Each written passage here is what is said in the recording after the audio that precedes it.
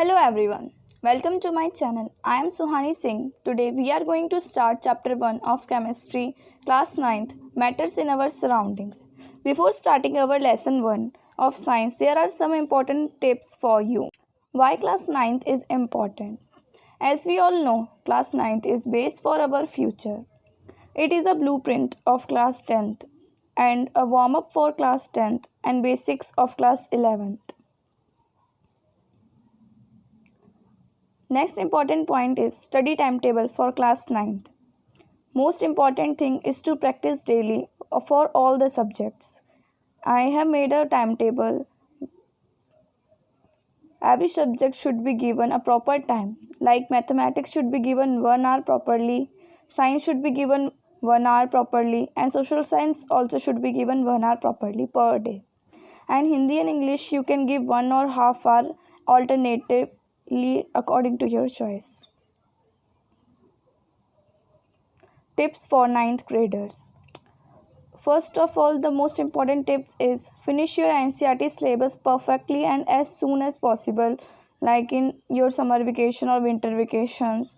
Then solve questions after finishing all the chapters. Instead of mugging up theories, understand them.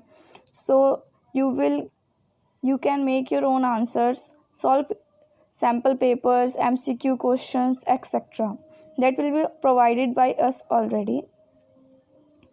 So let's get started to our first chapter of chemistry, matters in our surroundings. Matter. Everything in this universe is made up of a material called matter.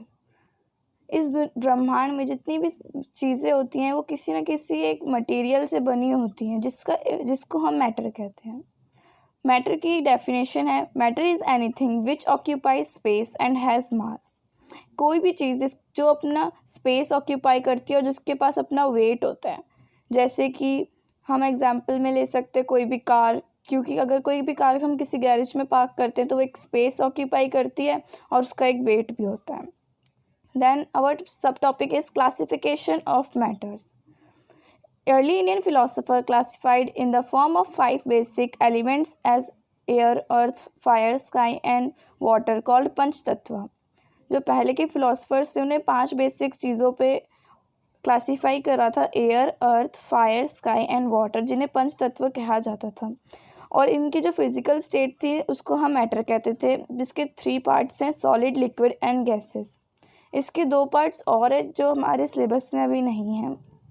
इसके बारे में हम आपको थोड़ा detail में आगे बताएंगे.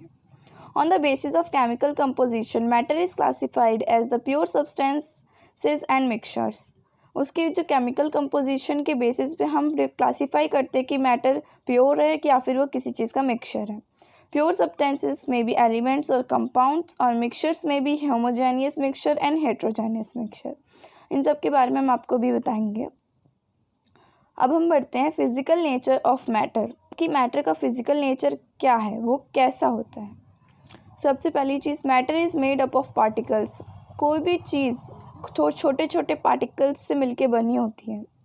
These particles of matter are very tiny. बहुत छोटे छोटे पार्टिकल्स होते हैं, उनसे कोई भी चीज़ बनती है. Particles of matter has space between them. और उन सब पार्टिकल्स के बीच में आपस में स्पेस होता है. Particles of matter are continuously moving. और जो पार्टिकल्स होते हैं वो कंटिन्यूसली मूविंग होते हैं, वो एक दूसरे में मूव करते हैं और जितनी उनकी स्पीड होती है मूव करने की उतनी उनमें काइनेटिक एनर्जी भी होती है. ये सब आपको भी बताएंगे. The particles of matter attract each other. और जो पार्टिकल्स होते हैं मैटर के वो एक दूसरे को अट्रैक्ट करते हैं. सॉलिड में वो सबसे ज़्यादा अट्रैक्ट करते हैं, इसलिए सॉलिड फॉर्म हो पाता है. Moving to activity 1.1. हमें एक बीकर लेना है, उसमें हमें शुगर या सॉल्ट ऐड करना है. उससे पहले हमें उसकी वाटर लेवल नोट करना है कि वो कितने लेवल पे है. फिर उसके बाद हमें डिज़ोल्व करने के बाद हमें फिर से उसमें लेवल नोट करना है और चेक करना है कि उसमें वाटर लेवल में कोई चेंज आया या नहीं. तो हमारे ऑब्जर्वेशन से ये पता चलता है कि वाटर लेवल होगा वो रिमेन सेम, वो एकदम सेम रहेगा, उसमें कोई भी चेंज नहीं आएगा. और हमारा कंक्लूज़न ये होगा कि when sugar and salt is dissolved in water, the particles of sugar and salt get into the space between particles of water. जो पार्टिकल्स होंगे वाटर के के बीच में जिनमें स्पेस होता है उसके बीच में शुगर और सॉल्ट के पार्टिकल्स डिसॉल्व हो जाएंगे, तो उसमें कोई भी चेंज नहीं आएगा। Let's move to next activity. Activity 1.2, take 2 or 3 crystals of potassium permanganate and dissolve in 100 ml of water. Take 10 ml of the purple solution and mix with 90 ml of fresh water in the second beaker. Take 10 ml of this second solution and mix with 90 ml of fresh water in third beaker. Repeat this activity 2 or 3 times. Then at last we will observe that water in the last beaker is still colored, but will be light pink now, and the conclusion will be the 2 or 3 crystals of potassium permanganate color to a large volume of water. It shows that the particles of matters are very small. Last में हम ये देखेंगे कि जो matter के जो particles होते हैं वो बहुत ज़्यादा स्मॉल होते हैं, और वो लास्ट बीकर तक हम डिवाइड करने के बावजूद भी है वो एक लाइट कलर छोड़ते हैं। Let's move to next topic. Particles of matter are continuously moving.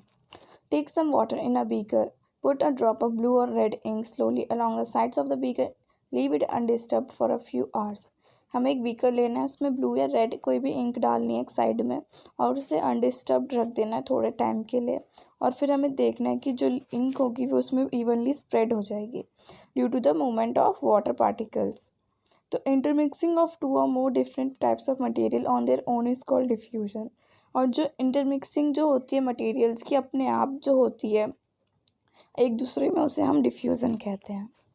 इसकी एक सिंपल डेफिनेशन है, the intermixing of particles of 2 substances on their own is called diffusion, and the rate of diffusion increasing on heating. Since we increase in the temperature, kinetic energy of particles increases and they move faster. Moving to next topic, particles of matter attract each other. Take an iron nail or a piece of chalk or a rubber band. कि हमें एक iron nail, एक चौक का piece और एक rubber band लेना है, और उसे हैमर या फिर किसी स्ट्रेच कटिंग या सीजर से या नाइफ से काटना है, और फिर हमें देखना है कि किसको कट करना और ब्रेक करना ईजियर था और किसको डिफ़िकल्ट था, और ये हमारी ऑब्जर्वेशन लिखनी है। हमारी ऑब्जर्वेशन ये होगी कि जो चौक होती है उसे ब्रेक करना ईजी होता है, और जो क्योंकि वो छोटे छोटे क्यूब्स में जल्दी से डिवाइड हो जाती है, और जो नेल होती है उसको ब्रेक करना बहुत मुश्किल होगा क्योंकि वो जल्दी से डिवाइड नहीं होगी, क्योंकि इसके पार्टिकल्स एक दूसरे से अट्रैक्ट हो रहे होते हैं। और हमारा कंक्लूजन ये होगा, जो force of attraction between chalk is weaker then ice, and while the force of attraction between particles of iron is very strong. और जो फोर्स ऑफ अट्रैक्शन होती है चॉक में बहुत वीक होती है, इसलिए वो जल्दी टूट जाता है, और जो फोर्स ऑफ अट्रैक्शन नेल में बहुत ज़्यादा होती है, इसलिए वो जल्दी नहीं टूटता है। Moving to next and main topic of this chapter, states of matter.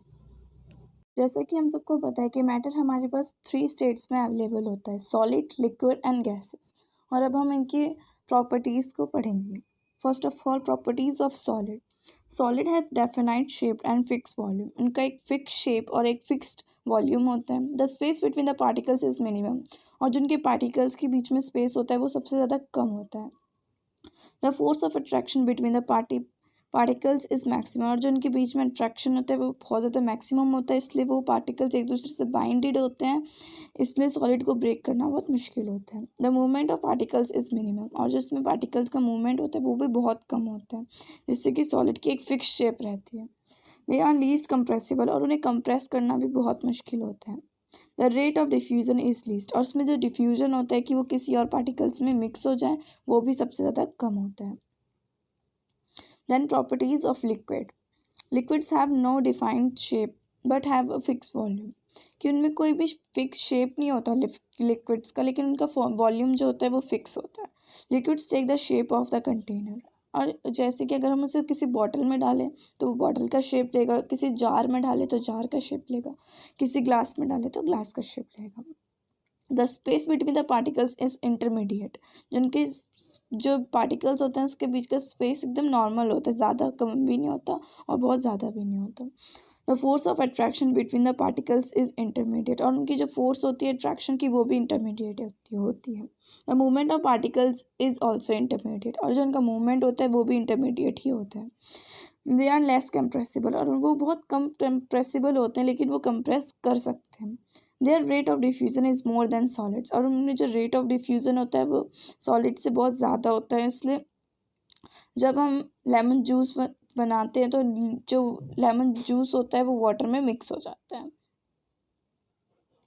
Properties of gases. Gases have no definite shape और फिक्स्ड वॉल्यूम, कि गैसेस का नहीं तो कोई फिक्स शेप होता है और ना ही कोई फिक्स वॉल्यूम होता है।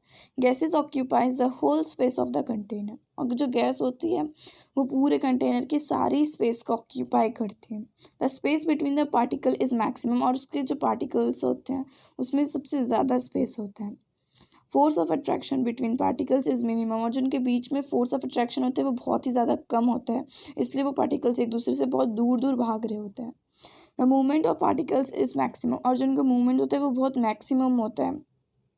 दे आर मोस्ट कंप्रेसिबल, और उन्हें सबसे ज़्यादा कंप्रेस करा जा सकता है। इसका एक एग्जाम्पल है एलपीजी गैस, जो हमारे घरों में होती है, लिक्विफाइड पेट्रोलियम गैस, जो हमारे गैस सिलेंडर में खाना बनाने के वक्त यूज़ होती है, वो एक कंप्रेस्ड फॉर्म में ही उस सिलेंडर में कंटेन की जाती है।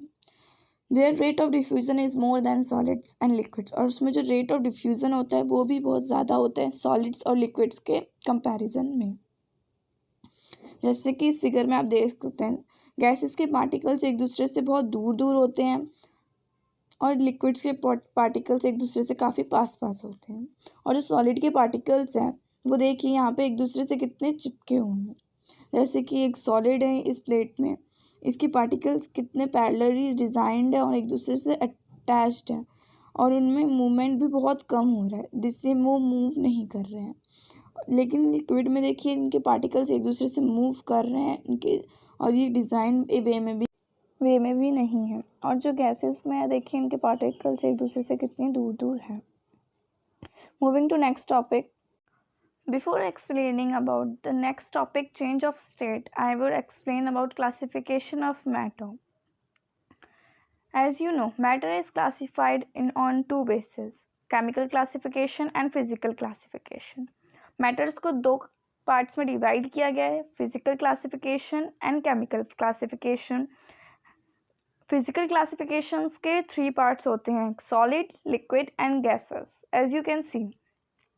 एंड केमिकल क्लासिफिकेशंस को दो पार्ट में डिवाइड कर रखा है, एक प्योर सब्सटेंस के ऊपर और एक मिक्सचर्स के ऊपर, जैसे कि मैंने आपको वीडियो के शुरुआत में ही बताया था।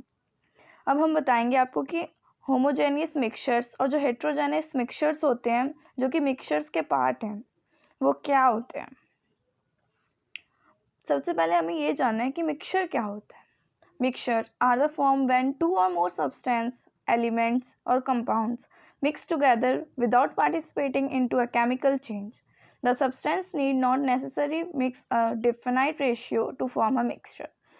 Basically, mixture उस चीज़ को कहते हैं जब कोई भी दो substances एक दूसरे में mix करते हैं without participating chemical change में, उसे हम mixture कहते हैं.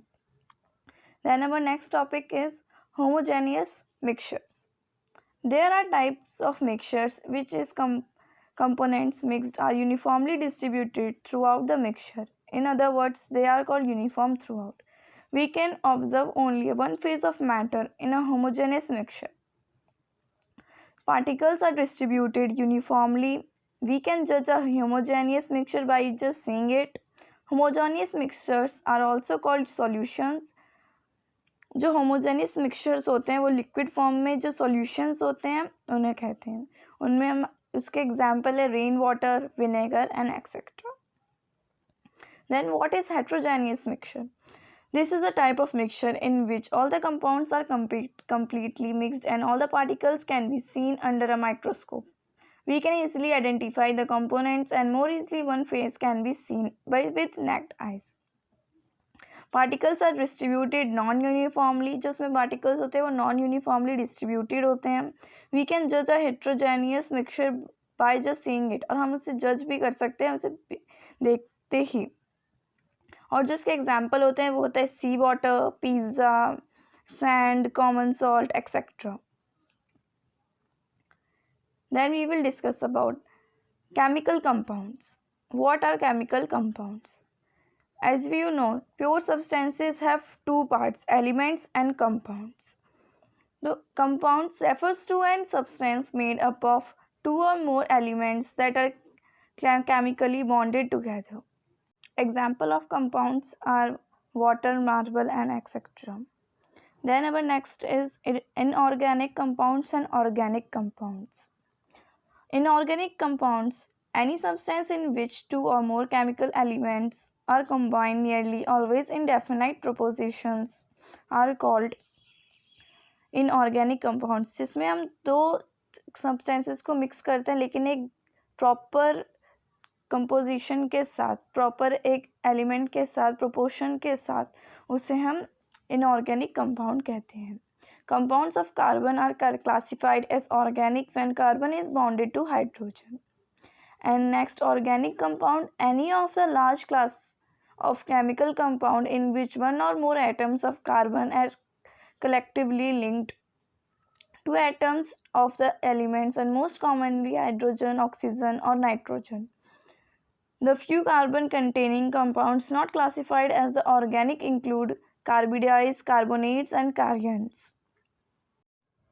I hope you have understood the part 1 of this lesson, matter in our surrounding, chemistry lesson 1 of class 9th.